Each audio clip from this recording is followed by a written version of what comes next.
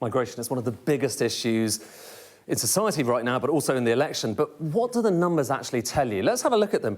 It's striking, isn't it? So much of the talk at the moment is about small boats arrivals. And actually, you can see, yes, the numbers are rising. They're bumpy, depending on the season, but 30,000 in the past 12 months, the highest they've been for quite some time. But how does that compare with the other bits of migration that we know about? So that's small boats. Now bring on other asylum seekers, that's considerably higher. Now bring on other legal reasons for migration, so work, study, and other reasons.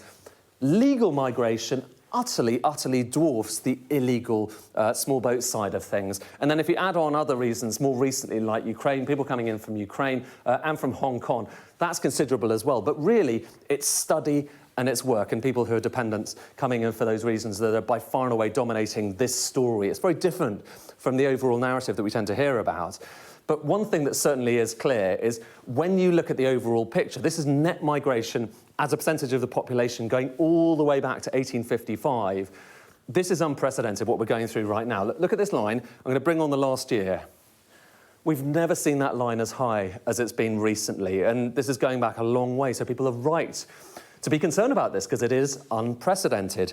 And that is perhaps why you've got a lot of politicians saying they want to do something about it. Of course, Rishi Sunak, he said that we have a clear plan to stop the boats and put a legal cap on numbers. That raises, of course, the issue of whether these caps can actually work. Most famously, there was a cap put in place by David Cameron, net migration in the tens of thousands. What actually happened? Look at the bars.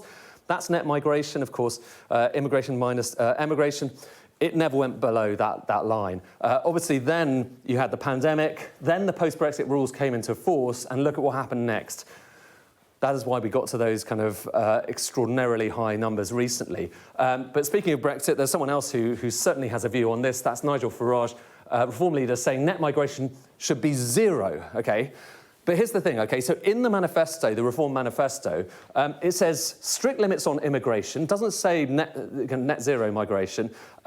Essential skills, mainly around healthcare, must be the only exception, OK? So healthcare, that raises a question, OK? If you're just letting skilled workers, healthcare workers in, what does that do to the numbers? Well, let's bring in these numbers, again, on immigration by type of work, OK? So type of work here, temporary, other, and skilled as well. There's other skilled. But look at the increase we've had recently in health and care. Basically, it's because of this that the NHS has kept going, because of an enormous increase. In fact, over 100,000 in the past year alone. That, seemingly, over 100,000 migration, will be consistent with Reform's position.